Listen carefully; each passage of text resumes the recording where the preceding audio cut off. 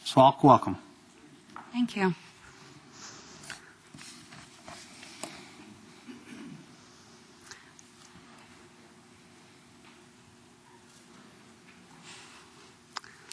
All right, good afternoon, Council.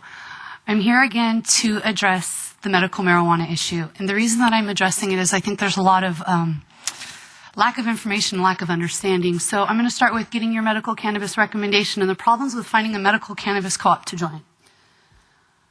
Finding a doctor who will issue a recommendation is difficult. Your primary physician is not going to do it because of a couple of reasons. The verification process, it has to be 24/7 so that a patient can have access because you have to verify them when you go to a doctor or you go to a club.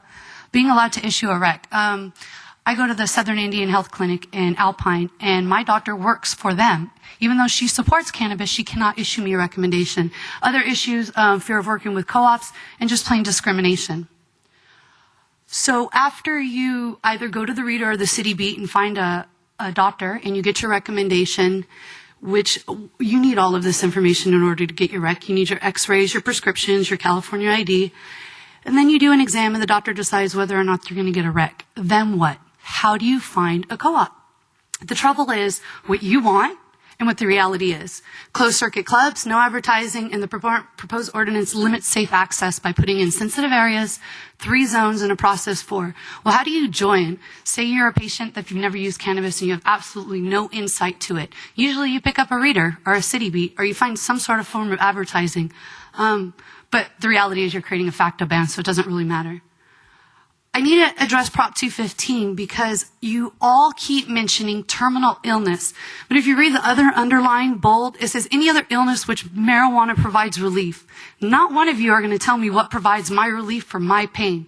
So therefore, if somebody suffers from a headache or pain, whatever it is, if they find relief from cannabis, that's the law. So stop taking things out of context.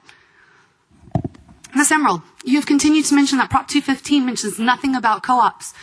1136.25 AB1 says to encourage federal and state governments, you City Council, to implement a plan for the safe and affordable distribution of cannabis to all patients in medical need of cannabis. That's from Prop 215.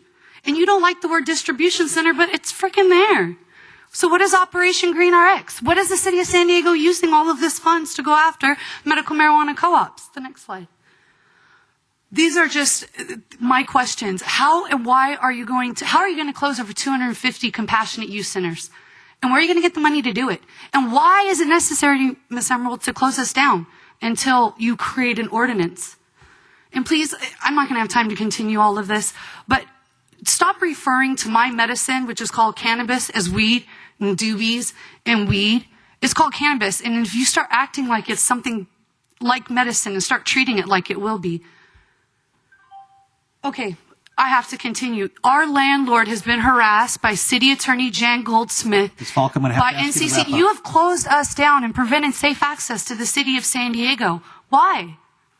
It's been a law for 14 years. I don't know what the intentions is. Thank you, Ms. Falk.